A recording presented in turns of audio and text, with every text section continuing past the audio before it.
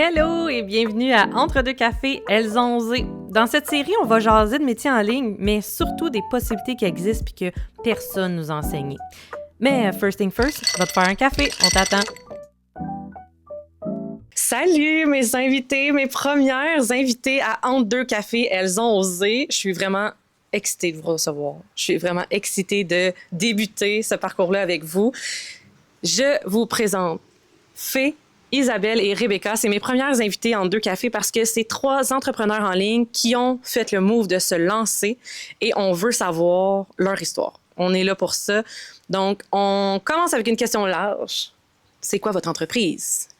Moi, mon studio créatif s'appelle Fée Design. Je suis graphiste, mais créatrice de branding plus précisément. Mais je fais aussi du design et de l'illustration. Puis j'aime vraiment venir créer des univers autour de la marque pour que ça soit vraiment le plus immersif possible à travers les couleurs, les éléments graphiques et tout ça. On va s'habituer. Oui, moi, c'est Isabelle Le Carréron. Moi, je suis consultante en marketing et communication depuis plus de 4 ans. J'ai un bagage en stratégie, gestion, graphiste. Donc, je mélange tout ça, je mélange les codes pour m'attaquer au contenu, au contenant. Mais ma zone de génie, c'est surtout faire du ménage dans les écosystèmes de communication pour vraiment trouver la bonne formule selon la réalité, soit l'entrepreneur, l'organisme ou l'entreprise. Salut, moi, c'est Rebecca. Je suis de formation gestionnaire de réseaux sociaux en entrepreneuriat depuis 3 ans et je suis en train de me rediriger vers la stratégie, zone qui m'intéresse le plus dans tout ce qui est la gestion du marketing sur les réseaux sociaux. Je suis en train de développer et de mettre en place une stratégie qui consiste à amplifier le bouche à oreille sur les réseaux sociaux, fait qu'utiliser l'outil le plus puissant qu'on possède puis qui existe souvent déjà dans nos entreprises pour l'amplifier puis le communiquer en ligne pour se faire voir et connaître et convaincre les autres de passer à l'action avec nous. Voilà. Ma question aujourd'hui, je veux connaître votre parcours, je veux savoir d'où vous êtes parti. Donc, avant d'avoir bâti l'entreprise que vous venez de m'expliquer, qu'est-ce que vous faisiez? Puis dites-moi aussi, qu'est-ce qui marchait pas? T'sais, qu'est-ce qui fonctionnait pas dans votre parcours? Qu'est-ce qui vous a dit « Ah, peut-être que c'est une possibilité pour moi d'aller vers l'entrepreneuriat. » Donc, le moment juste avant le petit déclic, le switch, qu'est-ce qui s'est passé? Est-ce qu'il y en a une qui veut commencer? On peut commencer par moi. Et ça m'irait. Il n'y a pas eu tant de déclic si fort que ça de mon côté. Je pense que j'ai toujours su que je voulais devenir entrepreneur, que j'ai toujours eu cette envie-là de partager quelque chose qui venait de moi au monde. Je pense que je manquais juste probablement de connaissances puis d'estime de moi ou de confiance en moi à ce moment-là pour le faire. Il y a eu un gros shift, puis là, c'est full cliché, là, quand j'ai eu mon premier bébé. Je pense que devenir mère, ça a été un gros shift, une grosse prise de conscience pour moi de savoir qu'est-ce que je voulais montrer à cet enfant-là, que c'était de vivre une vie comme qu'on avait envie de vivre, puis que c'était le fun puis aligné. Mais c'est pas à ce moment-là que je suis passée à l'action. C'est au moment où j'ai perdu mon emploi à la fin de mon premier congé de maternité de mon garçon. Puis je me suis redirigée, je me suis réorientée, puis je suis retournée à l'école en technique de comptabilité. J'ai été embauchée très, très, très rapidement dans un bureau comptable. En 3 mois, même, j'avais pas fini mes études, là. 3 mois, j'ai été embauchée.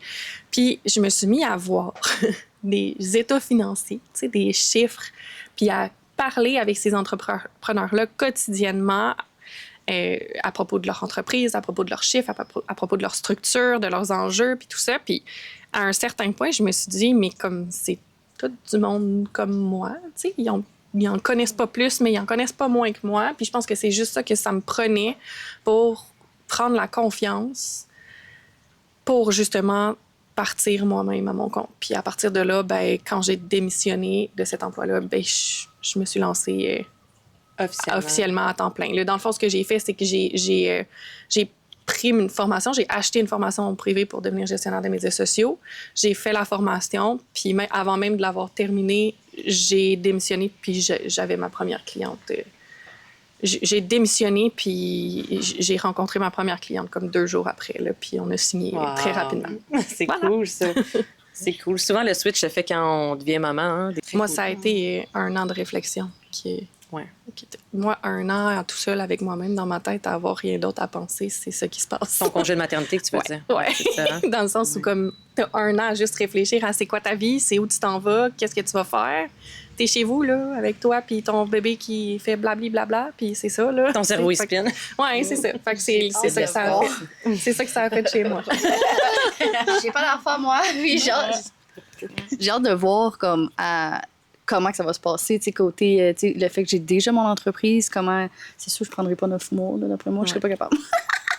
Mais ouais. C'est la liberté que ça donne aussi. Oui. T'as le choix, là. Tu as le choix. Puis, tu sais, moi, à mon premier, j'ai décidé, pour accommoder mon employeur, j'ai décidé de prendre seulement 15 semaines. Puis, mon deuxième, j'ai pris le long congé, puis c'est là qu'on m'a mis à la porte. Donc, tu sais, je pense qu'être entrepreneur, tu as la liberté de choisir de ce que tu vas vouloir faire de ton congé de maternité. Donc, ça, c'est un point positif. Pour ma part, moi, avant d'être à mon compte, j'étais directrice de compte dans une agence de communication et marketing. Et avant même, j'ai travaillé dans l'industrie du divertissement. Mais dans ces emplois-là, j'ai toujours été un peu comme l'adjointe à la direction, très, très proche des propriétaires, des grands décideurs. Fait que j'avais quand même une espèce d'intrapreneur, tu sais, de faire part des décisions, des réflexions, d'avoir la possibilité de dire mon avis, d'être impliquée dans des choix d'entreprise. Fait que c'est sûr que ça a alimenté aussi tout mon esprit un peu critique ou de comprendre un peu les enjeux d'une entreprise. Puis ce qui a fait aussi que là, à l'approche de la quarantaine, j'étais peut-être moins d'accord avec certaines décisions. On dirait qu'avec l'expérience, on dirait que là, j'aurais pris d'autres directions. Puis, dans le fond, à mes 40 ans, moi, j'ai été chercher mes diagnostics de neurodivergence, fait de comprendre que j'étais TDAH, HPI, et que là, la médication rentrée en ligne de compte.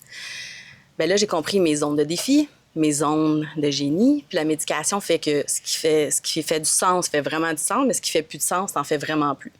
Fait que là, ça a vraiment alimenté une autre vision, genre, de ma vie, du contexte, plus de frustration, parce qu'il y a plus de choses qui m'irritaient.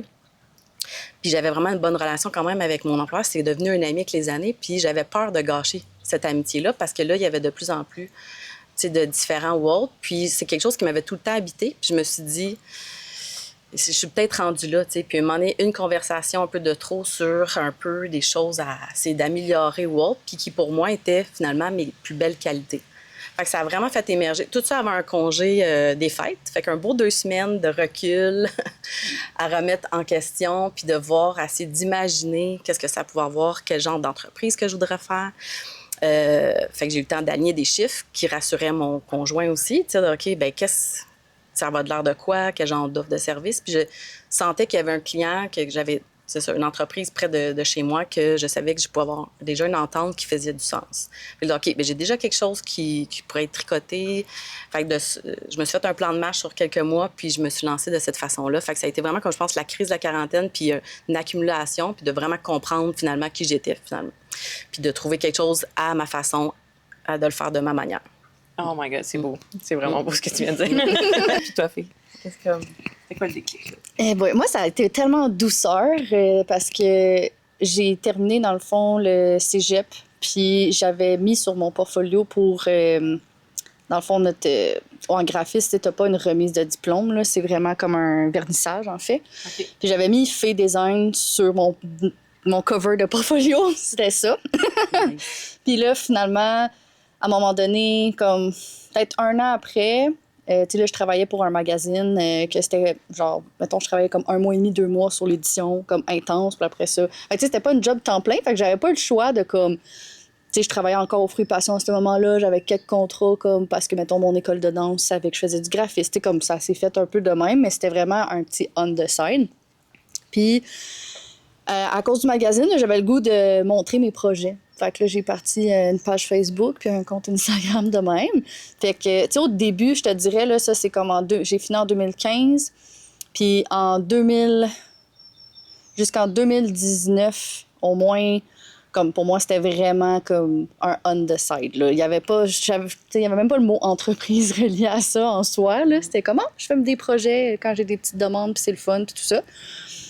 Puis c'est à force de... Mais ça me fait rire parce que je dis que je le savais pas, mais c'est pas vrai. Parce qu'en 2018, je me rappelle avoir fait un post début janvier puis dire j'ai décidé de me lancer 100% à mon compte puis de le faire. 5 jours après, j'avais une job. Genre, j'avais une job temps plein. Mais tu sais, comme, j'ai comme dit ça, j'ai vu un offre de service qui était à Saint-Bruno pour une entreprise de suppléments. Puis j'étais comme, ah, why not coconut? J'ai appliqué, puis finalement, j'ai eu la job. Fait que tu sais, clairement qu'il y avait quelque chose que j'avais envie, mais clairement, j'avais trop peur. Là. Puis me connaissant, je suis vraiment mieux d'y aller tranquillement parce que si je m'étais lancée en 2018, comme quand j'avais dit ça sur les réseaux, ou en 2021, quand j'ai décidé de là enregistrer mon entreprise à temps partiel, j'aurais pas comme survécu probablement parce que ça aurait été too much. Fait que tu sais, je suis contente de m'avoir écoutée parce que en fait, moi, c'est vraiment suite à la formation de Voix Académie que j'ai reconnu ma valeur, que c'était une entreprise, puis que c'était comme que j'avais quelque chose entre les mains, là, vraiment. Fait que j'ai décidé d'enregistrer mon entreprise, mais j'étais à temps partiel, j'étais rendue à temps partiel à mon emploi. Fait que de 2021 jusqu'à fin 2023, j'ai été à temps partiel. Alors, j'avais même changé de job là, entre 2021 et 2023 pour le réseau d'enseignement de la danse et faire du graphisme. Mais là, c'est ça, 2023, le graphisme prenait de plus en plus de place. Puis là, à un moment donné, j'étais comme, OK, je peux pas tout faire ça en même temps. J'étais comme, c'est too much. Fait que j'ai décidé, janvier 2024, de me lancer 100%. Mais c'était pas voulu. C'est un big move, ça. C'était un big move. Parce qu'en plus, moi, mon chum, on venait de déménager dans notre autoconstruction décembre 2023. Fait que, oui, c'est ça. Mais quand on a décidé, qu'on a trouvé le terrain, qu'on a décidé qu'on faisait la maison, c'était censé être encore à temps partiel, tu sais. Fait que ça a été quand même assez... J'ai pris mon temps, mais là, je me sentais prête, tu sais. Puis un peu comme toi, c'est comme en décembre, je me disais, aïe, je pourrais pas continuer à faire les deux. Puis là, j'ai eu les 2 semaines de temps des fêtes, puis j'étais comme, non, c'est sûr que je peux pas continuer de même. Fait que j'ai donné ma démission en revenant. Oui, c'est propice, on fait le recap de notre année, puis comment on envisage l'année d'après. Fait qu'on dirait que t'es un point de pivot. Comme on est... Pour ma part, on dirait que j'ai passé le Rubicon. C'était comme, une fois que j'avais comme fait une simulation avec des chiffres, dire, ben, ce n'est plus possible de ne plus y rêver, de ne plus le faire. C'est comme... Fait que cette période-là, je pense que dans bien des cas, ça doit être propice à ça, d'oser en janvier avec nos résolutions, nos nouvelles envies, c'est ça. Il y a cette énergie-là qui appelle à ça. Fait que c'était ton bon timing. Ben oui, ben c'est ça que je trouve beau parce que, tu sais, même si on a toutes des histoires différentes, c'est que, tu sais, toi, tu le savais, ton timing il a comme toujours été là, dans un sens. Toi, c'est comme à un moment donné, tu as fait, OK, je suis rendu là. Puis c'est ça. Puis même chose pour moi, mais juste vraiment, c'est toute année de différent. Oui, des fois, il y a des peurs. Puis soit tu peux te lancer comme un one-shot, tu sautes en bas de l'avion, ou tu peux y aller tranquillement, tu prends le train avant, genre moi. Moi, j'étais parachute. Toi, t'étais un petit train. Un petit train, mais c'est correct parce que quand je me suis sentie prête de me lancer à temps partiel, quand je me suis sentie prête de me lancer à temps plein, mais j'ai quand même fait le move. T'sais, même si ça a pris du temps à temps partiel, c'était quand même un move de partir enfin mon entreprise, mais je me suis gardé une petite sécurité financière. C'est parfait. Il y a quand même eu le déclic, là, quelque part. Là. Ouais, Oui, tu as eu le déclic, même si ça s'est fait plus en douceur puis que tu n'as pas jumpé, parce que on a tous un parcours différent, mais il n'y en a pas un meilleur que l'autre. Là. Moi, quand mon poste a été aboli, je me suis dit... C'était beau à vous voir les trois en même temps. Moi, quand mon poste a été aboli, j'ai même pas réfléchi 2 secondes. Je me lançais. C'était un peu naïvement, un peu dans la colère, dans la négativité que je me suis lancée, puis de me dire, c'est pas vrai que je vais revivre ça, c'est pas vrai que quelqu'un d'autre va gérer mes affaires. Comme... Après coup, je me dis, bah, peut-être que j'aurais pu démarrer ça plus en douceur, puis y aller à temps partiel, mais c'est ça qui est beau dans créer ton entreprise, c'est que tu peux y aller comme bon te semble. Tu peux utiliser ça comme sideline au début, tu peux y aller à fond la caisse, puis c'est ça, il n'y a pas de meilleur chemin que d'autres, c'est le tien qui compte. Ouais. C'est vraiment ça. Ben oui. Mais tu sais, il y a le fait que, comme exemple, toi, comme tu as dit, il y a eu l'abolition de ton poste. Mais tu sais, moi, j'ai pas eu d'abolition de poste. J'ai même eu des propositions quand j'étais à temps partiel. Il était comme, on t'offre le gros poste, deviens comme elle qui gère les autres graphistes, tout. J'étais comme, non, moi, je vais être à temps partiel, puis je veux faire mon fait design. Tu sais, il y avait ça. Puis, mais comme tu dis, il y a des raisons. Tu sais, quand j'ai travaillé pour une agence, puis des fois, ça a été difficile pour moi de m'intégrer. C'était pas la même vibe. Sinon, une des entreprises que je travaillais, il y avait beaucoup de sexisme, il y avait beaucoup de trucs. Fait que, tu sais, comme, ça a fait que j'ai quitté pour ces raisons-là, mais en même temps, ça a fait une raison de plus de pourquoi que je voulais être à mon compte, tu sais, parce que j'étais comme, pour moi, c'est pas des valeurs qui me conviennent, fait que je vais faire quelque chose qui est dans mes valeurs et à ma couleur, là. Complètement. Ben c'est super beau. Puis souvent, moi, on me le dit, mais si tu n'avais pas perdu ta job, est-ce que tu te serais lancé? T'sais? Puis la 100% vérité, c'est peut-être pas dans la même... pas tout de suite. Ouais. Moi, mon plan de match, c'était de retourner après mon congé de maternité, travailler. Je savais que l'ambiance était pas top. Je savais qu'il y avait quelque chose qui clochait. Je le sentais à l'intérieur de moi. Je savais que j'allais pas passer ma vie, ma carrière là, mais c'était mes pantoufles. Même s'il était inconfortable, ça reste des pantoufles. Puis mon plan de match, c'était de retourner après mon congé de maternité et de voir la situation, puis d'après ça, peut-être prendre une décision. Probablement que j'aurais pris la décision de démissionner puis de me trouver autre chose. Mais quand j'ai vu le métier d'adjointe virtuelle me popper dans le visage, j'étais comme... En plus, avec l'événement que je venais de vivre, mon chemin, c'est comme tracé devant moi, là, complètement. J'ai envie de vous poser la question avant, là, quand vous avez su que vous vouliez vous lancer, là, le déclic est fait, là, t'es comme, OK, je me lance. C'était quoi? Qu'est-ce qui... je vais le dire cru, là, mais qu'est-ce qui vous foutait la chienne, là? Qu'est-ce que vous aviez peur, là, de... Tu sais, on parle souvent de l'insécurité financière. Est-ce que vous aviez prévu un coussin? Est-ce que, tu sais, tu t'es lancé à temps partiel, donc c'était plus doux côté financier, tu sais, t'avais pas la coupure drastique, mais est-ce qu'il y avait d'autres peurs qui vous challengeaient de vous lancer? Moi, c'était un peu de la naïveté, là, parce que oui, j'avais un peu de REER. Moi, j'ai commencé très tard là, à faire des petits placements. Fait qu'au pire, j'avais ça, mais moi, c'était surtout comme je voulais pas dépendre de mon conjoint, que lui était au gouvernement, il a vraiment tout un autre contexte de vie, puis qui compense déjà, tu sais, contribue plus pour la famille, dans le fond. Fait que, tu sais, c'était un peu cette insécurité-là, mais c'était surtout, si ça fonctionne pas, ça faisait déjà comme quelques années qu'on dirait que ça me plaisait de rêver d'être à mon compte, puis on dirait que c'était ça qui me disait, ben un jour, je vais le faire, ou un jour, ça va arriver, que là, je dis, OK, si ça fonctionne pas, ça va être quoi, tu sais? Puis finalement, tu sais, je pense que quand je prenais vraiment 2 minutes pour vraiment écouter ce que j'avais dans le fin fond des tripes, bien, je le sentais. Fait que pour ça, souvent, je dis avec une certaine naïveté, puis je me disais, bon, j'ai déjà une petite base, j'ai un peu d'économie, mais tu sais, dans mon compte, je pense que j'avais 2000 $. Fait que ça, c'était comme, j'allais pas loin avec ça, là, tu sais, j'avais pas, je pouvais pas... Fallait rapidement que je m'active pour avoir des clients, mais moi, ça a vraiment parti vite aussi, fait que même comme 1 an plus tard, il a fallu que je fasse une décroissance. T'sais. Fait que ça, au niveau cette insécurité-là, c'est rapidement atténué, mais je pense que c'était vraiment le peur d'échec de si ça fonctionne pas, de retourner avant. J'étais comme, ça serait quoi? Comme un peu mon rêve ou ma bouée positive. T'sais. Fait que c'était plus ça qui ça me jouait, mais je pense que c'est peut-être un petit sentiment peut-être d'imposteur ou une peur de l'échec là, qui venait un peu plus loin, mais qui s'est rapidement quand même calmé. Mais oui, souvent, je dis que je me suis lancée avec naïveté parce que j'avais pas tant un coussin. Là. Puis j'ai été chanceuse que ça a bien démarré parce que ça aurait pu, effectivement. Mais j'ai un bon réseau, j'ai ça. J'avais comme au pire j'aurais été pigée dans mes REER. Puis on aurait réajusté notre vie. Là. On n'est vraiment pas à plaindre de ce côté-là. Mais je voulais tellement réussir comme par moi-même puis pas remettre en question des projets de famille ou de couple ou de demander un soutien partiel temporaire de mon conjoint ou autre. Fait que c'était à ce niveau-là, moi, pour ma part. Mais j'étais chanceuse. Ça a bien été. On est plusieurs à se lancer naïvement, là, on va se le dire. Mais en fait, souvent, je pense qu'il en faut. Oui. Des fois, il faut que tu arrêtes de réfléchir puis que tu y ailles. Là. Oui. Quand tu sens que c'est la bonne voie, à un moment donné, tu as bien beau retourner tes questions, tes peurs puis tout, mais si tu les affrontes pas, tes peurs, puis si tu le fais pas, le move, ça va rester de même. Oui, ça bougera pas. T'as comme pas le choix parce que si tu es trop réaliste, effectivement, il y a des moments que c'est plus difficile. On a vraiment plein de défis. Si tu as trop conscience des défis ou de la montagne, des fois, que tu vas avoir à monter, bien, tu vas t'empêcher de le vivre, mais alors que c'est super satisfaisant de rencontrer des défis, puis de trouver des solutions, puis de trouver tes solutions qui te conviennent à toi, puis que c'est toi qui as réfléchi, puis qui as fait des choix, puis qui as réussi ou qui s'est bien entouré. Mais tu sais, c'est ça, c'est vraiment la réalité c'est ça, des moments un peu plus difficiles ou les moments de solitude qu'on peut avoir, mais on aurait peut-être eu plus peur de se lancer. Fait que je pense que la naïveté, c'est ça son utilité dans ce contexte-là. Moi, ma réponse, c'est très dans la naïveté aussi. Là. Si on veut mettre un mot là-dessus, là, dans le syndrome de Dunham-Kruger, moi, j'étais bien dans mon pic de confiance, de genre, je peux le faire, je vais déplacer des montagnes, je vais changer le monde. Puis, très franchement, dans les nomenclatures du syndrome de Dunham-Kruger, ça s'appelle la montagne de l'idiotie.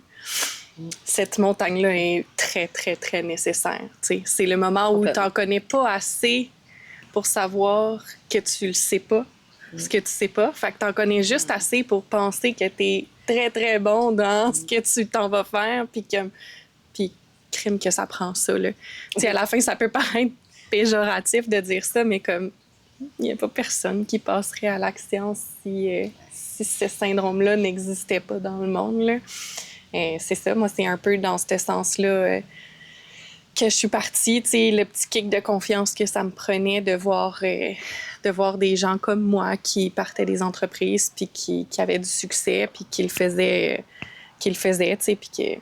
Mais malgré cette confiance-là que tu dis que tu avais sans nécessairement comprendre dans quoi tu t'embarquais, est-ce que tu avais quand même des craintes ou tu étais comme « no matter what, je vais réussir ». Moi, les craintes sont venues beaucoup plus tard. OK. Ouais. Au début, j'en avais pas vraiment, là. Ah non? Non. Fearless. J'ai décidé de démissionner pendant que mon chum était à l'école et faisait $0. Fait que zéro coussin financier. Zéro coussin financier, une maison, 2 jeunes enfants. Et j'ai dit, ben, comme, je me mets dans une situation où ça n'a pas le choix de fonctionner. Puis, en fait, la réponse que j'ai le goût de donner, c'est que moi, ma réflexion, c'était c'est quoi le pire qui va arriver? Je vais me retrouver une job? Mon plan B, c'est le plan A de la majorité des gens. C'est tout. Tu sais, c'était la seule différence, là. Il n'y en avait pas de... Tu sais, moi, dans ma tête, j'étais comme... Hey, je me suis inscrite au cégep en technique de comptabilité. J'ai fait à peine 3 mois, puis on m'a engagée, là. Je vais en trouver une job, là. Tu sais, comme... Si j'avais pas d'inquiétude là-dessus. Puis, à un certain point, on en est venu à un ultimatum. Puis ma décision, ça n'a jamais été de retourner travailler pour quelqu'un d'autre, là.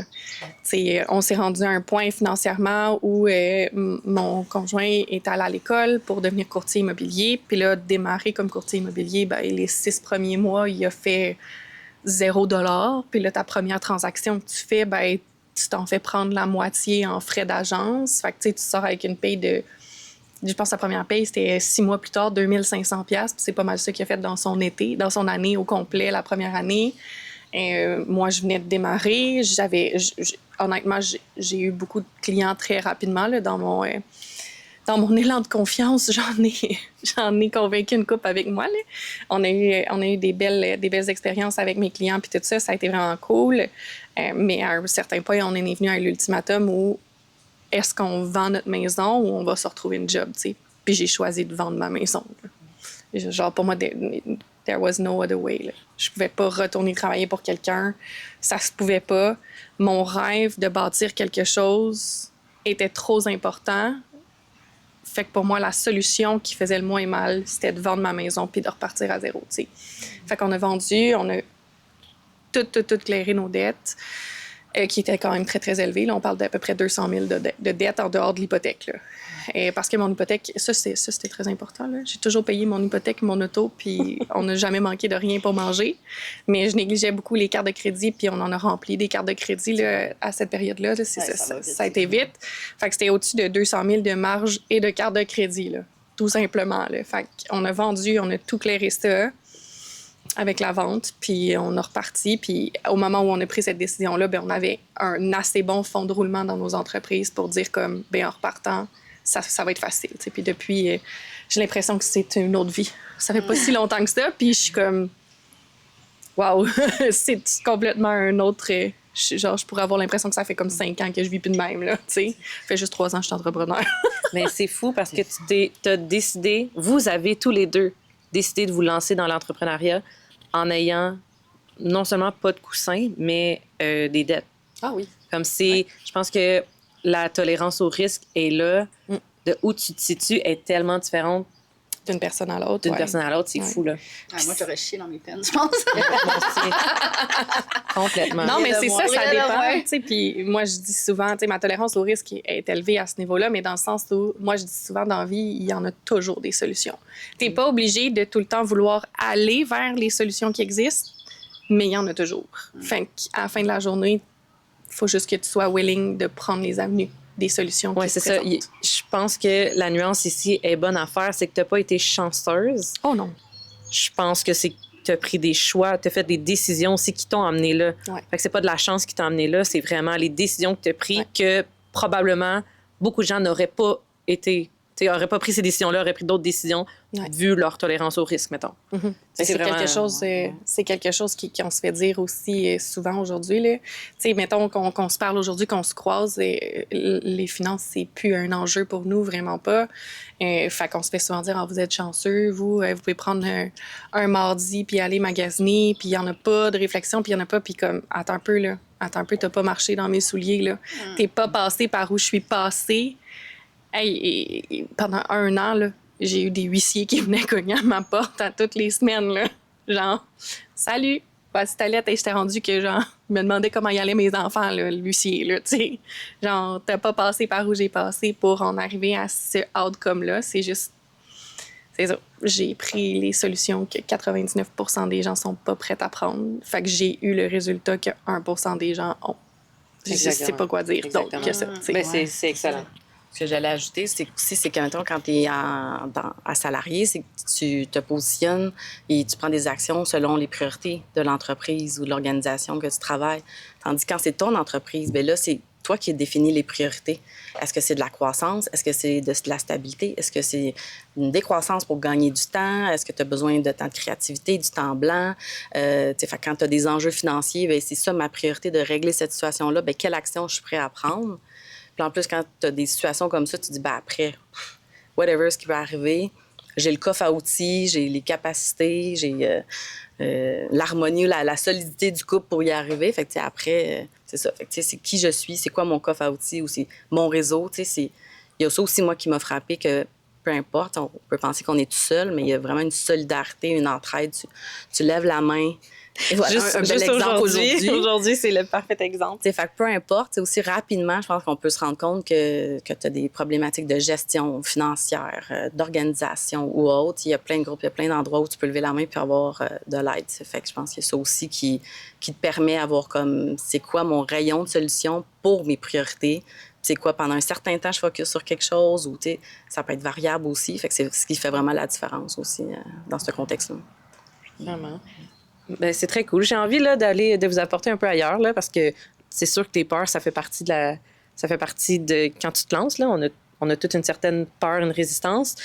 Mais mettons, vous avez passé ce cap-là, vous êtes lancé, votre entreprise est florissante. Votre journée typique, là, votre journée de rêve parfaite, là, que vous vivez à ce jour, là, après votre entreprise. T'sais, mettons, Reb, ça fait 3 ans. Ça fait combien de temps que tu t'es lancé? Un peu plus de 4 ans. 4 ans. Puis toi, Fille, ça fait combien de temps? Ben, en 2020, ça l'a fait 5 ans, mais mettons 2 ans à temps plein. OK. Ouais. Puis, mettons, là, aujourd'hui, vos journées, là, ressemblent à quoi, mettons? J'ai envie de savoir ça, de comment vous vivez vos journées, votre semaine. C'est quoi Est-ce que vous faites un horaire? Est-ce que vous travaillez tant d'heures par semaine? Est-ce que vous êtes un peu... Tu sais, parce que moi, je sais que ma priorité, c'est mes enfants. Donc, je commence à travailler à partir de 9h jusqu'à 2h30 parce que mon garçon arrive de l'autobus, mais après ça, c'est fini, là. Tu sais, donc, je sais que je prends plus de rencontres clients ou de travail après 2h30 et c'est ce qui me convient, c'est cette liberté-là que j'aime. Puis, comme de prendre un vendredi off pour venir jaser avec vous, ça fait partie de mon quotidien. Tu sais, ça fait partie de mon quotidien d'entrepreneur que je choisis d'avoir. Donc, vous, mettons, vos journées, ça ressemble à quoi? Vos semaines, là? Aller au spa quand je veux. Non, mais pour vrai, c'est con. Mais tu sais, moi, à ma fête, c'est comme j'aime ça me faire une solo date. Puis parce que je suis entrepreneur, Je fais la même chose. Pour vrai? Je me donne congé à ma fête. Souvent, sur spa. ouais, le Strom Spa. Mais non, c'est ça. Ben, tu sais, je niaise, mais pour vrai, pour moi, c'est quelque chose qui a vraiment fait partie de me dire, OK, ben, je veux décider d'aller faire ça cette journée-là. Ben, je vais planifier mon horaire. Au PDP, je vais travailler samedi matin parce que je veux me permettre de faire telle affaire mercredi. Si je suis capable de, le plus possible, j'essaie de rentrer le tout. Tu sais, mettons, si je prends une journée off dans la semaine, de rentrer le tout en 4 jours. Mais c'est ça, j'aime le fait que, premièrement, moi, j'ai toujours, je m'en rappelle, je disais à quel point à ma mère, j'étais pas faite pour faire du 9 à 5. Là. Genre, j'arrêtais pas de dire, ça marche pas, comme il y a quelque chose. Puis, tu sais, le pire, c'est que je commence à 9, puis des fois, je finis à 4 ou 5. Mais l'affaire, c'est que, tu sais, mes dîners, moi, je prends des 1 heure et demie. Parce que j'aime ça prendre des longues pauses. Je vais prendre une marche. Le matin, ça arrive que si je me lève, je suis comme, j'ai le goût de lire. Ben, je vais lire. Puis, tu sais, c'est ça, tu sais, je peux. Si un matin, j'ai le goût de travailler parce que je suis full primée puis je suis motivée, fine. Mais, tu sais, si j'ai le goût de prendre ça mollo, j'y vais. Je me fais pas d'horaire précise, mais je me fais une planif de semaine. Tu sais, genre à chaque comme vendredi ou le dimanche, souvent, je me fais une petite planif parce que j'aime ça, genre savoir qu'est-ce qui va arriver dans la semaine d'après. Puis, c'est ça, je me fais un horaire, mais tu sais, j'y vais aussi selon les priorités, mais aussi selon mon flow. Fait que ça, c'est vraiment intéressant parce que dans le fond, tu sais, il y a des moments où je suis plus créative. Fait que là, dernièrement, depuis comme peut-être 2-3 mois, majoritairement mes appels, premièrement, mes appels découvertes ou des meetings avec des clients, j'ai mis des blocs spécifiques pour ça. Tandis qu'avant, c'était comme n'importe quand. Là, je me suis mis des blocs. Puis, plus en après-midi. Parce que dans ma tête, j'étais comme, il faut que je le fasse le matin, tu sais, le monde, mais non. Parce que moi, quand je suis productive, c'est le matin. Fait que là, quand je fais les appels après, ben finalement, je suis pas productive parce que je suis comme encore là-dedans où je vais me prendre des notes. Là, si je fais un appel découverte, il faut que je fasse l'offre de service. Mais comme le temps pour produire, mettons, quand que je fais un branding, c'est le matin que je suis vraiment productive. Fait que c'est ça. Puis à date, j'aime vraiment ça, de faire mes appels l'après-midi. Oui, parce que aussi même des coachings en après-midi, parce que pour moi, c'est moins du jus de cerveau. Pourtant, c'est juste comme pour moi, c'est du bonbon, tu sais, c'est comme facile, c'est une zone de génie, en fait. Fait que je peux me permettre de faire ça. Ouais. Très cool. Pour ma part, c'est jamais pareil, parce que je déteste la routine. Mon cerveau TDAH a besoin de routine, mais déteste la routine. Fait que si je mets de la routine, je sabote la routine. C'est ça. Fait que là, j'instaure des trucs. Mais tu sais, mettons, je vais au gym 3 fois semaine, mais jamais les mêmes journées, jamais les mêmes heures. Fait que mon cerveau comprend pas qu'il va au gym 3 fois semaine. Oh, c'est bon. Fait que ouais, fait que c'est des petits trucs comme ça. Fait que c'est vraiment variable. Puis moi, quand je regarde mon horaire de la semaine prochaine, mettons par exemple, bien, je vais placer justement mon exercice physique avant. Quand je vais faire de la course, quand je vais faire mon yoga, mon pilates ou le gym ou autre, je place tout ça. Ou des trucs d'obligation, mettons, plus familiales. Jusqu'à récemment, j'étais proche aidante, fait que ça prenait quand même de la place. Fait que tout ce qui était personnel. Puis le reste, après, je place mes blocs clients. Fait que, tu sais, je me repose plus, là, tu sais, mon temps, pour moi, il est important, puis il fait vraiment une différence. Je le vois sur ma concentration et tout. Fait que je me place des blocs clients, puis selon ce que j'ai à faire, puis après, ben, tu sais, je décortique journée par journée. Puis aussi, je prends beaucoup en considération maintenant mon cycle menstruel, parce qu'il y a des semaines que c'est plus créatif que d'autres. Fait que, tu sais, j'essaie le plus possible. C'est pas parfait, mais tu sais, j'essaie d'être un peu plus à l'écoute de ça, puis de positionner les trucs en conséquence. Puis j'ai beaucoup aéré mon agenda. J'ai fait une décroissance pour justement avoir plus de lousse. J'ai réalisé que justement, j'avais comme tellement de trucs clients, puis des fois, on sous-estime le temps d'administration ou de gestion, ou juste planification ou autre, l'espace, d'avoir du temps blanc, de réduire. Fait que j'ai réduit mon nombre d'heures qui fait en sorte que j'ai flexibilité. Si un après-midi, je vois clairement que ça fonctionne pas, ben je vais arrêter. Là, je ferai pas un présentéisme comme on pouvait faire au bureau. Je vais arrêter ma journée, je vais aller prendre une marche ou je vais me lever plus tôt le lendemain, ou etc. Fait qu'il y a beaucoup de flexibilité dans mon horaire. Je me permets ça de plus en plus. Au début, je le faisais plus ou moins. On dirait que j'avais répété un peu un cadre que je connaissais. Puis à un moment donné, j'ai compris que je pouvais le casser le moule. Tu sais, je m'appelle pas le carré rond pour rien. C'est comme soit triangle un peu. C'est ça. Ouais, fait que c'est bon. ça. C'est quelque chose que j'ai déconstruit puis que là, j'ai réadapté vraiment plus puis de me remettre déjà au point de départ que je suis la priorité puis que mon entreprise permet d'avoir ça, la vie que j'ai envie d'avoir ou le temps que j'ai envie de donner, que c'était soit à ma mamie, à ma tante ou à ma fille ou autre, ben tu sais, d'être là pour ceux que j'aime, c'est ça. Puis pour moi aussi. Fait que ça ressemble à ça. Fait que c'est très, très, très variable d'une semaine à l'autre. Puis des saisons, l'hiver versus l'été. Les saisons, ça, c'est un gros clash aussi, ouais. C'est ça, l'hiver, je suis plus casanière, l'été, j'aime ça plus sortir. Fait que c'est sûr que mon horaire n'est pas du tout pareil. Oui. Puis tu sais, là, je veux faire un petit warning alert de sens que, genre, c'est normal qu'au début, tu restes dans le moule un peu, là, comme Oui, c'est ça. Puis, tu sais, ça rassure. Ça rassure, mais tu sais, aussi, c'est comme je dis, moi, ça fait 5 ans, 3 ans temps partiel, 2 ans temps plein. Puis là, genre, depuis quelques mois, j'ai comme, OK, comme je peux me permettre encore plus cette flexibilité-là. Mais à chaque fois, tu sais, ça évolue, puis des fois, tu essaies, puis là, tu retombes dans un pattern, mais tu reviens, puis c'est ça la beauté de la chose, parce que dans le fond, après ça, tu peux faire comme, hey, j'étais bien quand que je faisais ça, pourquoi j'ai arrêté, puis là, tu recommences, ou comme, tu sais, c'est ça. Tu fais ton moule toi-même. Ouais. Tu fais ton moule à biscuit à la forme que tu veux. En forme de licorne. C'est bon, c'est bon. En loutre. Moi, je pense que le warning, ça s'adresse pas tant à moi dans le sens où moi, je me suis tellement sentie pris là-dedans que quand je me suis lancée comme entrepreneur, je suis allée dans l'autre extrême. À ce jour, s'il vous plaît, si vous avez une solution pour moi, aidez-moi. Genre, tu travailles minuit.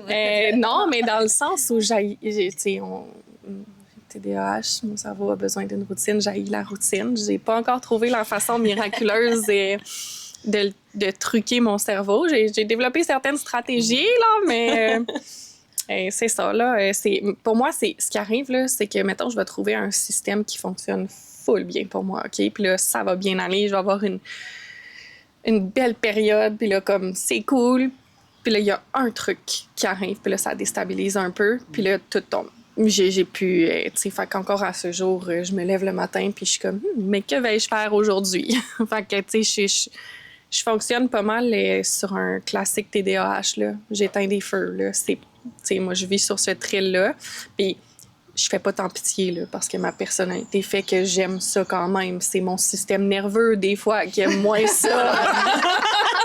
Ouais, toi, tu fonctionnes sous pression. Ouais, Quand tu as un ouais. deadline, tu vas le rendre. J'ai besoin, mais avant... c'est ça. J'ai besoin de me mettre sous pression parce que sinon, tu sais, genre, j'ai commencé à développer une offre, puis là, je viens de signer une cliente. Cette offre-là est zéro finie, et zéro, puis là, c'est là que je vais me mettre en action. Parce que je le sais que j'ai quelqu'un de signé, puis qu'il faut que je livre un résultat, ben, elle est entamée, là, le squelette est là, je m'en vais pas comme sans rien savoir, puis comme en inventant au fur et à mesure, c'est pas ça, tu sais. C'est juste que comme la finalisation des détails, la fignolation de comment je vais livrer ce livrable-là, sous quel format, avec quel petit bonhomme dans quel coin, tu sais, pour moi, c'est pas... Je suis quelqu'un de très intuitive dans ma façon de travailler. Fait que, tu sais, je m'impose comme ça des deadlines en vendant des offres pas finies pour m'obliger à les finir ou en... Tu sais, c'est ça. Je développe des petits trucs. C'est pas parfait. C'est très loin d'être parfait parce que je vais pas vous mentir, des journées où j'ai pas le goût de travailler, où est-ce que mon cerveau est à gauche, à droite, en haut, en bas, puis que j'y arrive pas, ce serait de mentir et de dire que je m'en veux pas, là. Je me sens mal, là, puis... On a donné un bel exemple. L'autre jour, on a juste été monter une montagne, puis on se parlait en montant la montagne sur comment on se sentait mal de ne pas être en train de travailler. C'est parce que c'était sur des heures de bureau. Il y avait deux cerveaux. Le côté de on est entrepreneur, on a le droit de faire notre horaire, on a le droit d'aller monter une montagne un plein mardi. Mais l'autre cerveau qui est comme ah, mais c'est comme les heures de travail. Puis là, je rends pas. C'est un peu comme quand tu fais la patate sur ton sofa, tu te sens mal, mais en fait, c'est important des fois de le faire, mais parce que tu fais tout le temps quelque chose. Mais... Le repos, c'est productif. Oui. Mais oui, tu sais, on a toujours été drillés à tu dois travailler fort pour être productif, tu dois être tout le temps dans l'action pour être productif, mais à quel point c'est encore plus productif quand tu arrêtes, tu te reposes et quand tu repars, tu es tellement plus productif que si tu avais continué sans arrêt. Ouais. Puis je pense que, ben, on en parle beaucoup là, de la liberté de l'horaire, de modeler ça comme on veut, là, mais on s'entend-tu que moi, cette journée-là, si j'étais restée chez nous à pas aller monter la montagne, j'aurais rien fait. Non. J'aurais regardé mon ordinateur, j'aurais essayé d'aller zigonner des affaires, ça n'aurait pas fonctionné, j'aurais été comme... Ah! Tandis que là, j'ai pris ma journée, j'étais allée monter une montagne avec une amie. On a jasé, on a refait le monde, on a checké... Non, mais c'est ce qu'on fait, hein? On a déplacé la montagne. On a déplacé la montagne. Puis, pour vrai, ça l'a tellement créé de l'espace dans ma tête pour aller créer de nouvelles choses. Puis autant quand on prend un moment pour aller connecter avec d'autres femmes, il y a des idées qui émergent de ça. Comme aujourd'hui, ça vient clairement de ça. Puis c'est ce qui fait la beauté, puis c'est ça qui est le fun. Puis, tu sais, comme quand tu te lances en entreprise, je pense que faut pas que tu aies déjà ton idée parfaite, parce que là, on l'a entendu, là. Tu peux partir là, puis avec le temps, tu fais « Ah, je pourrais offrir ça. Ah, je pourrais offrir ça. » Tu sais, moi, j'ai démarré comme adjointe virtuelle. Là. Pourquoi? Parce que j'étais adjointe administrative. Hey, 1+1, là, on va pas chercher plus loin, là. Mais en explorant le marché en ligne, en explorant mes capacités, mes compétences, mais mon Dieu que j'avais plus à offrir que ça.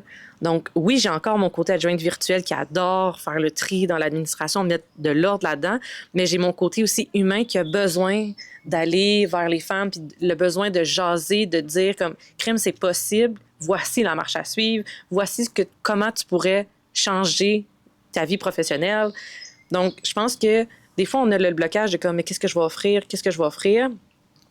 J'entends souvent ça, puis je me dis, essaie. Je peux-tu ajouter quelque ben chose oui. là-dessus? Tu sais, moi, en tant que telle, je suis graphiste de profession, j'ai étudié là-dedans, puis c'est parce que j'ai fait la formation de gestionnaire de médias sociaux que j'ai fait que je me suis lancée en offrant plus qu'une branche, tu sais, comme...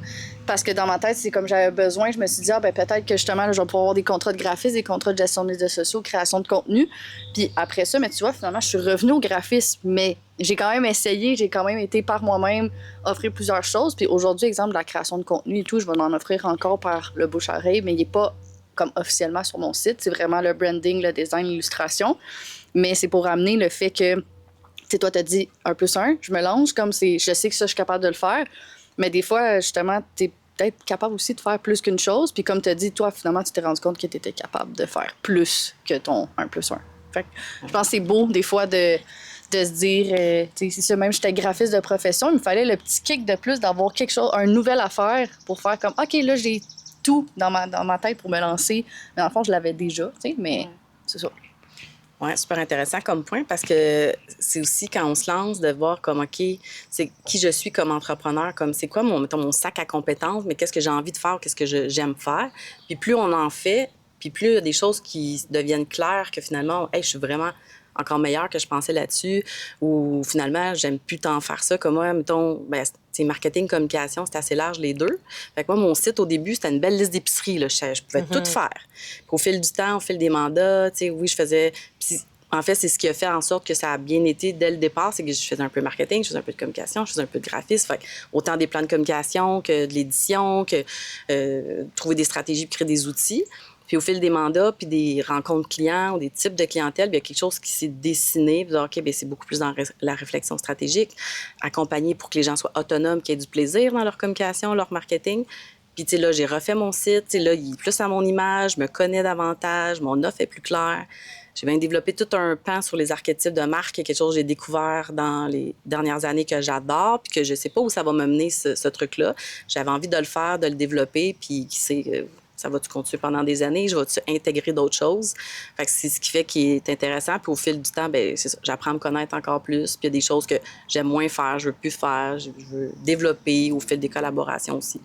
Fait que c'est ce qui est beau de ça aussi. Bien, j'adore. Ouais. Sérieusement, que tu dises que ton site, tu sais, ton site web que tu as parti, là, tu dis que c'était ta liste d'épicerie, c'était pas parfait, là? Mais non, puis c'est mon chum qui avait fait mon site. On a pris un template WordPress Elementor. Mon chum, il a fait du mieux qu'il pouvait. Il était content d'apprendre à comment faire ça. Des petites illustrations en ligne, tu sais, super simple, là, tu sais. Puis la section service, c'était ça, là. C'était vraiment pour vrai, là, des points de forme, là. Mais ce que je trouve ça beau, c'est que malgré ça, tu sais, tu t'es lancé avec ta liste d'épicerie. Puis après ça, avec le temps, tu as buildé ta confiance en toi, ta confiance en tes compétences et ce que tu aimais. Ouais. Puis tu es allé cibler ce que tu voulais vraiment faire. Ouais. Tu sais, tu n'as pas resté dans le cadre de « je suis en marketing, communication, je dois offrir ça ». Ouais, tu sais, au début, ben, c'était tout un peu oui, je fais ça parce que je faisais un peu de tout. Puis là, au fil des fois, là, tu dis non à un mandat parce que finalement, tu fais, oh, ça me tente pas tant. Mais après ça. Le client, je sens que le fit n'est pas là. Fait que, tu sais, au fil que tu le fais, tu fais quand, ben, c'est correct. Puis il y a quelque chose, naturellement, t'attires le même type ou avec le bouche-oreille. Tu sais, c'est un organisme à but non lucratif en lien avec la femme, puis que ça a bien été, puis qu'ils connaissent d'autres mondes. Puis le bouche-oreille fonctionne que naturellement, tu as un type de mandat de clientèle qui se colle à toi, finalement. Tu sais. Moi, je veux juste dire qu'à ce jour, je n'ai jamais eu de carte d'affaires ni de site web.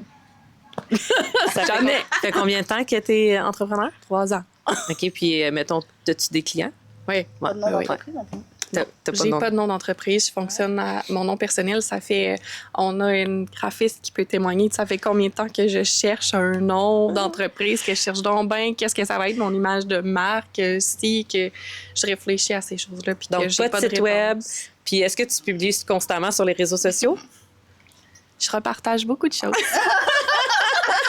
On me tag. Mais je trouve ça beau. Je trouve Ouais. ça beau parce que tu n'as pas de site web, tu publies pas sur les réseaux sociaux, tu n'as pas de nom d'entreprise, tu n'as pas de branding à te proprement dit en ce moment, puis tu Je réussis suis quand en même. train de créer mes premières pages de vente ever en ce moment, au moment où on se parle. C'est fou. J'aimerais ça ajouter un point parce que, tu sais, en étant créatrice de branding, tu sais, dans le sens, oui, je vais suggérer à tout le monde pour ma paroisse, dans le sens d'avoir un branding, mais quand t'es prêt. Oh, mais Quand t'es prête. C'est ça, je veux dire, parce que ça se peut que tu te partes puis que t'ailles pas l'argent. Ça se peut que tu saches pas 100% comment tu vas appeler ton entreprise. Ça se peut. Puis ça sert à rien de payer pour un branding quand t'es pas 100% sûr. Ou ça sert pas à rien. Mais mettons, tu sais, quand t'es... Mais c'est parce que toi, t'étais vraiment comme all over the place. Ouais, là, Mais je parle comme, tu sais, des fois, d'avoir au moins une base. Tu sais, comme de exemple, tu te fais un nom, tu le fais à ton nom de personnel, mais tu sais, d'avoir comme tes typos, tes couleurs et tout, tu sais, d'avoir une base qu'au moins ça te représente quand même, mais c'est normal que ça va évoluer. Ouais. Puis c'est ça, moi, ça arrive. Il y en a, j'ai des entreprises qu'ils commencent, puis tout de suite, ils me contactent. Mais j'ai beaucoup de gens que ça fait 2 ans, 3 ans qui roulent sur qu'est-ce qu'ils ont fait eux-mêmes, puis c'est correct, tu sais, dans le sens comme là, ils sont comme, OK, ben, je suis rendue ailleurs. Un peu comme tu as dit tantôt avec ton boss en année, tu étais comme, OK, mais je pense que je suis rendue ailleurs, puis tu t'es lancé à ton compte, mais ça, c'est la même chose. Fait qu'un jour, tu vas avoir ton site. Un jour, mais c'est pas grave si c'est pas 100% comme tout en même temps. Oui, complètement. Exact. God, que ça m'aiderait, par contre, mais comme... Je veux Une dire, chose si à je... Non, mais une chose à la fois, puis si je le sais pas ou si je suis pas encore certaine de ça ressemble à quoi dans ma tête, qu'est-ce que je veux, ben comment quelqu'un d'autre va pouvoir le dessiner pour moi, tu sais. Si je sais même pas Tu seras comment jamais guider, satisfaite. puis comment, tu sais, c'est ça, tu sais. Ouais. Il va falloir que j'éclaircisse ça avant, de toute façon, fait que... Mais C'est ça ça. t'a pas empêché Non, jamais. de... Présentement, jamais. à ce jour, tu génères des revenus grâce à ton entreprise Mais oui, sans mais- avoir ça. Mais oui. Ce qui est quand même beau parce que souvent, là, moi, je reçois souvent des clients, pas des clients, mais des questions de femmes qui veulent se lancer puis sont tout le temps bloquées là, à comme, ben, je sais pas trop encore c'est quoi je veux quoi offrir, je sais pas trop encore mon nom d'entreprise, je sais pas trop encore comment monter un site web, tu sais, je sais pas trop. Mais au final, t'as pas nécessairement besoin de tout avoir les réponses, là. Il y a toujours des solutions. Il y a toujours des solutions. Oui, puis je veux dire aussi que t'apprends toujours. Ça aussi, faut, comme je trouve que c'est important parce que, mettons, j'ai déjà, à un moment donné, la première fois que j'ai eu un projet de logo, je chargeais 200 $. Tu sais, comme, je suis comme, il là là, mais je te confirme que je ne charge plus ça aujourd'hui, mais, ça voulant dire, j'ai appris plein d'années. Je m'en rappelle quand j'avais des forfaits que je faisais logo et carte d'affaires pour 500 $, j'étais contente. Là, moi, je venais de vendre le gros package deal. Puis, on évolue selon, comme, aussi ton expérience, qu'est-ce que tu es à l'aise de charger et tout ça. Mais outre ça, il y a vraiment le fait aussi que, comme, j'apprends encore aujourd'hui, tu sais, exemple, j'ai fait un mandat dernièrement, c'était la première fois que je faisais ça, mais ça fait plus de 10 ans que je suis graphiste, puis j'apprends encore. Fait que, comme, faut pas avoir peur, puis tu sais, des fois, c'est tout dépendamment à quel point tu es autodidacte aussi.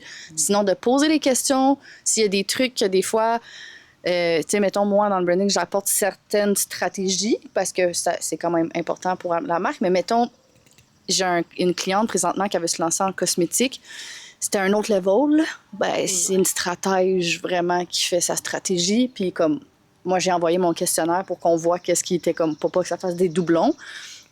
Mais c'est ça, tu sais, comme à un moment donné, c'est beau la collaboration, tu sais, aussi. C'est ça, t'es pas toute seule. Puis ça, puis je trouve que, admettons, je me dis, v'là 10 ans, t'étais solopreneur, t'étais plus tout seul chez vous. Mais maintenant, aujourd'hui, avec toutes les options en ligne, t'es vraiment pas toute seule. Tu peux demander de l'aide. Moi, il y a plein de filles avec qui que je collabore pour les sites web parce que, justement, je décide de pas en faire.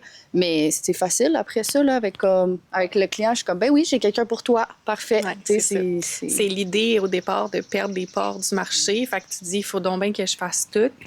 Puis, tu sais, j'ai fait l'erreur aussi au début, là, gestionnaire de médias sociaux, où je me faisais approcher, j'étais le département marketing au complet, là, mais comme, à un point, tu te rends compte que tu aides pas nécessairement ton client en essayant d'être le département au complet. Puis, plus tu te mets à connaître des gens, puis connaître le marché, plus tu te rends compte que, elle a fait ça, puis elle se spécialise là-dedans, fait qu'elle peut vraiment me compléter puis m'aider dans la portion que moi, je fais.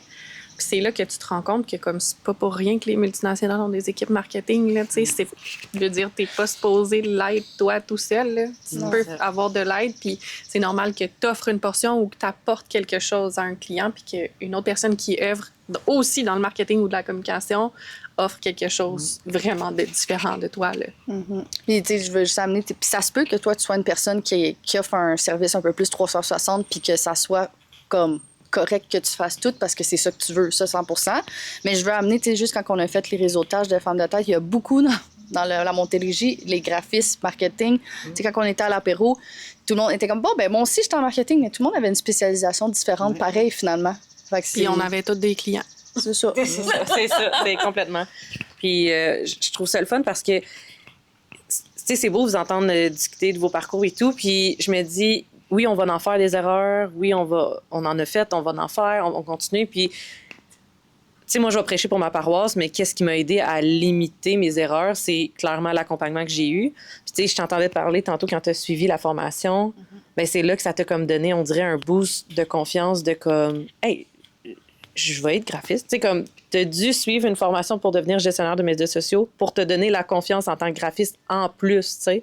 Fait que je pense que l'accompagnement peut vraiment, tu sais, on parlait de collaboration, de poser des questions, d'avoir un bon accompagnement peut vraiment améliorer ton lancement d'entreprise, on va se le dire. Là. Je sais pas si vous êtes d'accord avec moi, là, mais Oui. C'est important pour ma paroisse. Non, mais c'est important de mentionner que dans j'ai suivi la même formation que fait, ça en passant. La portion que toi, tu couvres dans ta formation, cette formation-là couvre la portion. Fait que oui, là, c'est d'une pertinence d'avoir cet accompagnement-là sur comment se lancer, c'est quoi les étapes, puis comment bien le faire, là. Vas-y, Isa, je vais aller après. Oui, puis il y a plein de trucs, tu sais, mettons, l'École des entrepreneurs du Québec, il y a plein de trucs gratuits, là, comment gérer justement les taxes, organiser ta comptabilité. Il y a plein de cours de base, fait que c'est gratuit ou même il y en a des pas chers, tu sais, comme, fait que, tu sais, d'aller vraiment vers des organismes qui offrent, qui sont crédibles, tu sais, puis sinon, dans ton expertise, d'aller chercher justement des formations qui, mettons, pourraient te sécuriser. Puis quand il arrive des situations problématiques, c'est ça, de pas se poser de questions. En fait, de poser des questions aux bonnes personnes. Par exemple, mon ancien patron, c'est arrivé là, de l'appeler parce que je me disais, avec son bagage, il est arrivé de situation, j'ai eu des problèmes de droit d'auteur avec une cliente à un moment donné, mais je l'ai appelé s'il avait déjà vécu ça, tu sais, comme de tourner ou j'avais posé des questions à Fée, tu sais, d'autres personnes autour de moi qui possiblement avaient vécu ça. Fait que, tu sais, des fois, quand il arrive des situations pour justement pas tomber dans des erreurs ou autres, ben c'est de voir autour de nous, poser des questions. Puis c'est sûr que quelqu'un a déjà vécu ça ou quelque chose de semblable ou autre. Mais il y a tellement de trucs, c'est ça, de formation puis de connaissances à aller chercher, qui soient gratuites ou pas chères, ou un coach, ou un mentor, ou un accompagnement ciblé. Fait que, tu sais, c'est ça aussi le plaisir là, de la formation continue. Je pense que c'est super important aussi là, pour ne pas se tanner puis rester dans nos pantoufles. C'est ça, c'est d'avoir des bonnes fondations, de savoir un peu les bases non négociables. Il y a des trucs de base, mettons, si c'est vraiment pas comment aller chercher ton NEQ ou de comment facturer. Il y a des trucs de base qu'il faut que tu saches quand même pour bien faire les choses. Tu peux apprendre sur le tas, mais il y a quand même des connaissances qu'il faut que tu ailles les chercher pour vraiment bien faire les choses puis pas faire d'erreurs. Puis surtout, avoir aussi un contrat solide. Il y a plein de trucs que tant que tu le réalises pas, ben tu vas vivre des situations qui peuvent vraiment te mettre dans le trouble. Mais justement, d'avoir un bon accompagnement ou des formations de base, tu vas partir sur du solide. Ouais, c'est ça, que tu vas être plus en confiance puis tu vas faire moins d'erreurs. Parce qu'on en fait toutes, mais quand même... c'est ça. Ouais. Ben, c'est vrai que tu as vraiment plein de choses en ligne. Puis ce que je voulais amener, c'était que justement, moi, à l'école, jamais ils nous ont appris à devenir entrepreneur en tant que graphiste. Je sais pas à quel point ça a changé depuis 10 ans, mais mettons, mon cégep, j'apprenais pas ça du tout. Fait que, tu sais, il y a beaucoup plus de ressources. Il y a des formations, il y a des personnes qui sont là qui sont là pour ça. Mais aussi, tu sais, justement, on n'est vraiment pas tout seul. Juste moi, pour payer mes taxes, c'est un autre ami graphiste qui est entrepreneur qui a pris un 15 minutes avec moi en Zoom puis elle m'a montré comment faire, tu sais, parce que j'étais comme, je sais pas comment faire. Puis moi, c'est vraiment pas ma zone de génie, tu sais.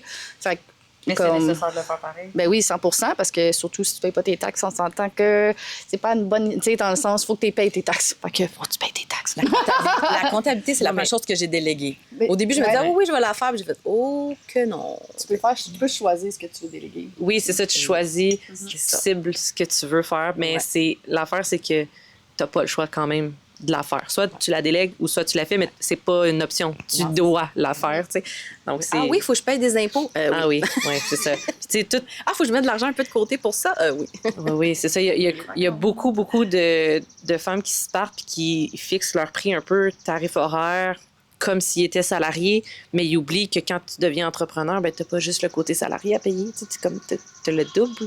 Donc, quand tu charges pas cher, ben tu te retrouves à payer le double. Donc, c'est tout ça à avoir en ligne de compte que quand t'as pas d'accompagnement nécessairement, tu le sais peut-être pas, mais que finalement, quand tu charges 30 $ l'heure, mais finalement, t'es payé comme... T'es vraiment en dessous du salaire minimum. 12 $, là, tu sais, je dis ça, mais dans le sens que c'est ça. Fait que je pense que c'est là de l'importance, puis... Bref, j'ai vraiment aimé vos histoires, vous écouter. C'est vraiment full inspirant. Je pense qu'il y en a plein qui vont vous écouter puis qui vont vraiment avoir apprécié. Tu sais, dans le fond, le but de nos rencontres aujourd'hui, c'était de, oui, vous connaître, mais de voir aussi que vous avez osé, vous réussissez, puis que c'est possible, peu importe le parcours, peu importe de où tu pars. Puis j'ai une dernière question pour clore cette magnifique discussion de Entre deux cafés. Si, malgré, parmi tous les conseils que vous avez trouvés, là, vous avez donnés au courant de la discussion, s'il y en avait un que la personne qui vous écoute en ce moment devrait garder, la femme qui veut se lancer en entreprise, mais qui est bloquée à quelque part, ça serait quoi votre plus grand conseil à donner? Moi, en fait, d'une part, fais-toi confiance parce que vraiment, on a toutes des forces puis on a tout en nous. Fait que c'est de se faire confiance puis ne te travestis pas pour les autres. Parce que je pense qu'on a ce réflexe-là de, c'est ça, soit tomber dans un moule, soit vouloir plaire, soit vouloir dire oui absolument.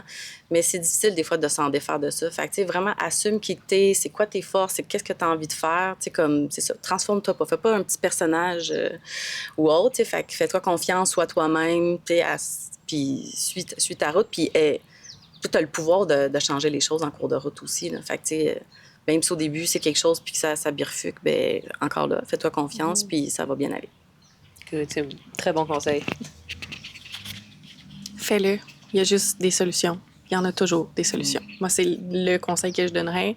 Puis si tu n'as pas envie de prendre les solutions qui s'offrent à toi à l'instant où tu les as, il y en a d'autres solutions. Non, mais tu sais, dans le sens où, comme, le pire qui va arriver, c'est que tu vas retourner travailler pour un employeur. T'sais. Le pire qui va arriver, c'est que tu vas te rendre compte que tu n'étais peut-être pas prête à te lancer à 100%. Fait que tu vas retourner à temps partiel quelque part, ou c'est pas fait pour toi du tout, puis c'est vraiment correct. Fait que tu vas retourner travailler à temps plein quelque part d'autre. Il y a juste des solutions. Tout t'apporte. Tout ce que tu vas faire, toutes les décisions que tu vas prendre, surtout en entrepreneuriat, va t'apporter des compétences que tu vas garder toute ta vie.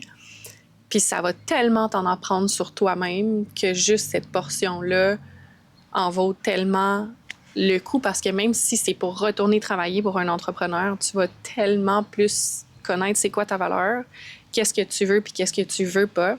Fait que tes limites vont être beaucoup plus claires. Tu sais, ça va juste... Si finalement l'entrepreneuriat, c'est pas pour toi puis que tu retournes comme salarié, ça va juste rendre ton expérience de salarié encore meilleure. Fait qu'à la fin de la journée, aie pas peur, là. C'est fucking cliché, mais on en a juste une vie. Fais-la comme tu as envie de la faire. T'sais. Fait que juste arrête de te poser la question, fais-le, puis tu vas trouver des solutions. Fais-toi confiance. Ouais, c'est ça ressemble à vous, mais moi, c'est d'enlever la pression, justement, que ça soit parfait. T'sais, tantôt, on parlait juste pour le dessin de ton gars, mettons, là, comme, c'est un peu le même principe dans le sens que tu as le droit d'évoluer à n'importe quel moment de ton entreprise. Tu peux starter d'une façon puis changer de chemin en cours de route. Tu peux carrément faire un U-turn. Tu peux comme... Puis, t'es pas toute seule. Moi, c'est vraiment un point, là, que... tu peux discuter avec d'autres gens de ton entourage. Il y en a des fois qui sont peut-être pas entrepreneurs, mais qui ont comme cette fibre-là quand même à l'intérieur d'eux. Peut-être que justement, à la longue, tu vas te faire des amis entrepreneurs avec qui tu vas pouvoir connecter, échanger, puis voir que tu n'es pas toute seule. Puis, tu sais, c'est ça. Moi, il y a des affaires que, en tant que profil 1-3 dans le Human Design, genre, j'aime vraiment ça comme tester par moi-même. Il faut que j'apprenne. Oh. Oui. Fait que, faut que j'apprenne. Ouh, on est tous des... T'es quoi, toi? Ah, mais moi, je suis générateur, par exemple. Injecteur? Mais c'est ton profil, sais-tu? Je sais pas. Mais... J'ai l'impression que c'est ça, mais en tout cas, on est 1-3. Mais ce que je veux dire, c'est que, pour terminer, tu sais, c'est... Oui, il fallait que je teste par moi-même, que j'apprenne par moi-même, mais si tu me demandes aujourd'hui si j'avais eu la chance d'avoir, justement, des conseils, d'être accompagnée sur une façon de bien faire les choses, j'aurais pas dit non. Ça fait vraiment une différence. Ouais. Ça crée aussi une tu sais, on disait t'es pas seule, là, mais de prendre une formation du type qu'on a pris ou avec Maude, ben ça fait en sorte que tu sors avec une communauté aussi, là, qui vit ta réalité en même temps que toi, tu sais, en temps réel, avec qui tu peux échanger, là. Ce serait pas connu si c'était pas de notre formation, puis aujourd'hui, on serait pas là si c'était pas de ça, là, tu sais. Ouais, c'est beau parce que chacune, on travaille toute seule de chez nous, là. On fait tout ça en ligne, nos clients sont en ligne, on a rarement à se déplacer pour nos clients, on est dans notre maison toute seule, mais ça ne nous empêche pas d'avoir plein de collaborations puis plein d'échanges. Donc, le réseau fait vraiment une grande différence quand on se lance en ligne. Puis même de travailler, tu penses que tu travailles toute seule chez toi, mais le réseau, tu tu te bâtis est tellement important, est tellement présent que même si tu travailles tout seul chez vous, t'es pas vraiment toute seule, tu sais. Fait que ça, c'est très beau. C'est très beau de voir ça. Ben, juste pour dire, tu sais, vous trois, c'est grâce à l'entrepreneuriat en ligne. Puis en fin de semaine, j'étais allée à Québec, puis sauf une, que c'est mon amie du secondaire, les 6 ou 8 autres personnes que j'ai vues, c'est toutes grâce à l'entrepreneuriat en ligne. C'est quand même fou, là. C'est vraiment, ça fait vraiment des belles connexions. Parce que des fois, c'est ça, on a nos amis de longue date, mais ils sont peut-être pas entrepreneurs. Ou, tu sais, c'est comme d'autres choses qui viennent nous lier, puis c'est vraiment correct, mais des amis entrepreneurs, c'est beau. Oui, vraiment. Puis j'ai envie de rajouter à ça, là, ça m'a fait penser que ton réseau que tu as actuellement n'est peut-être pas le meilleur pour te soutenir lorsque tu te lances. Et ça, c'est parfois difficile de l'assumer parce que ta famille, tes proches veulent ton bien. Et des fois, quand ils sont pas entrepreneurs, ils peuvent trouver ça risqué. Puis c'est peut-être pas le réseau qui va être le plus présent pour toi. Puis tu sais, moi, je dis souvent à mes clientes que comme ta famille, c'est pas tes clients. Ta famille, c'est pas tes clients. Fait que c'est leur peur à eux qui va parler. C'est exactement ça. Donc, t'as pas à te restreindre parce que ta famille n'est pas d'accord, mais que ta famille, des fois, va refléter leur peur sur toi. Ouais. Donc, tu peux pas t'arrêter à ça. Essaie d'aller explorer à l'extérieur, développer ton réseau à l'extérieur et d'aller poser les questions aux bonnes personnes. Donc, pas ceux qui veulent nécessairement juste ta sécurité. Ouais, c'est ça, c'est leur peur à eux. Là. Puis, tu sais, quand on revient à fais-toi confiance ou fais-le, c'est ça, c'est toi qui es au centre de cette décision-là, c'est toi qui vas être au centre de l'entreprise. C'est toi qui vas faire les sacrifices, les actions pour que ça fonctionne.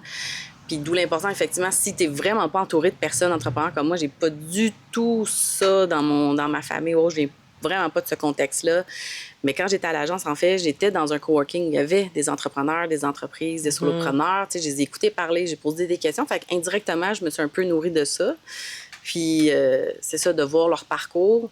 Puis sinon, après, ben, si tu veux te lancer, ben, intègre des communautés, des groupes Facebook, que ce soit les femmes de tête. Il y a plein de groupes d'entrepreneurs de ta région.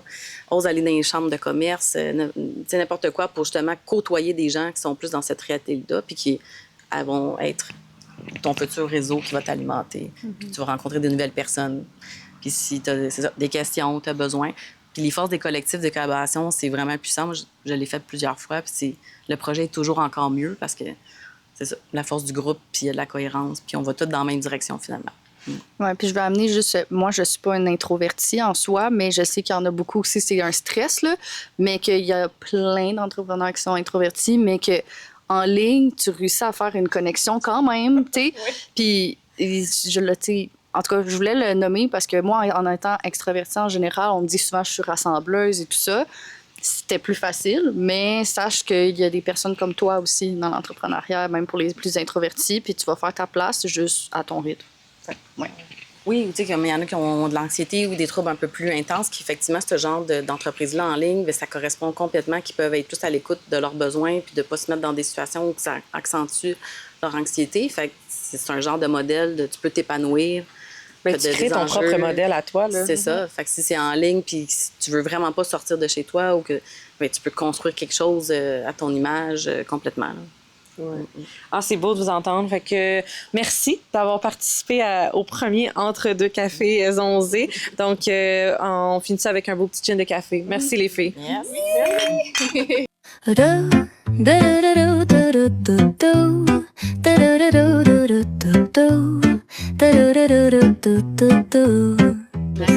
a vraiment pris 2 cafés aujourd'hui, tu sais.